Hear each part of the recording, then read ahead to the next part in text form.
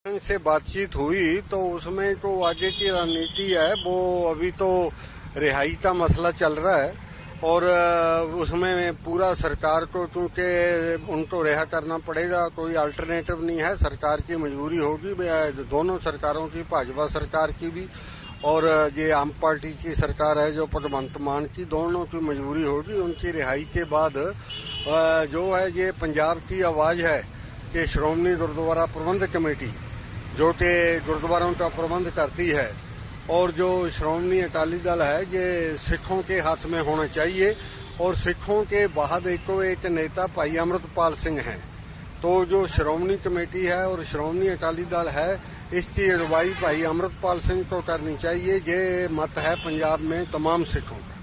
आपका जो मतलब अमृतपाल ने इस बार जो इलेक्शन खेला, आप लोग का स्टैंड? हाँ, ये चुनाव इस आधार पर लड़ा गया था कि भाई अमृतपाल सिंह पंजाब में अमृत संचार कर रहे थे और वो नशा रहित कर रहे थे पंजाब को। तो बेईमान तरीके से जो भगवंत मान की सरकार थी उन्होंने उनकी गिरफ्तारी कर ली और उसको लॉ एंड ऑर्डर का मसला बताया और हिंदू सिख का मसला बताया जो बिल्कुल झूठ था। तो उनके खिलाफ फतवा लेना था कि जो ये गिरफ्तारी की ये गलत की और गैर कानूनी थी, गैर नैतिक थी, मॉरल के खिलाफ थी, इसलिए इनको जो है जो रिहा करना चाहिए। और ये फतवा है कि सरकार का कदम ये अपना आप सरकार का और भाजपा सरकार का दोनों का गैर कानूनी था, तो गैर नैतिक था।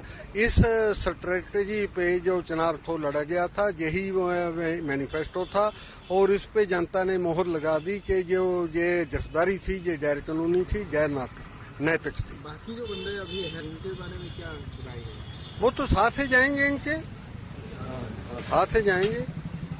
और आपने जो आपने आके अमृतपाल से आज में मिला और इलेक्शन का बात बताया, ऐसे जीता, तो उन्होंने क्या कहा? मतलब उन्होंने यही कहा कि मैं तो जो है जो मैं चुनाव लड़ना नहीं चाहता था, मगर चुनाव जनता की मांग पर लड़ा गया क्योंकि सिख संगत की डिमांड थी कि चुनाव लड़ा जाए, तो इसलिए चुनाव लड़ा और सिख पंथ ने उनको बहुत सत्कार और प्यार दिया और उसके लिए वो खालसा पंथ के आभारी हैं। और खालसा पंथ की जो चढ़ती कला है उसके लिए वो काम करते हैं। कौन सा सरकार को? ये तो भाई साहब फैसला करेंगे, ये तो उस समय की राजनीति देख के वो जो उनका सही फैसला है वो लेंगे। बीजेपी सरकार के बारे में आपका क्या राय है? नहीं, मेरा कोई राय नहीं है जी। मेरा तो राय जो है वो खालसा पंथ के हित में है।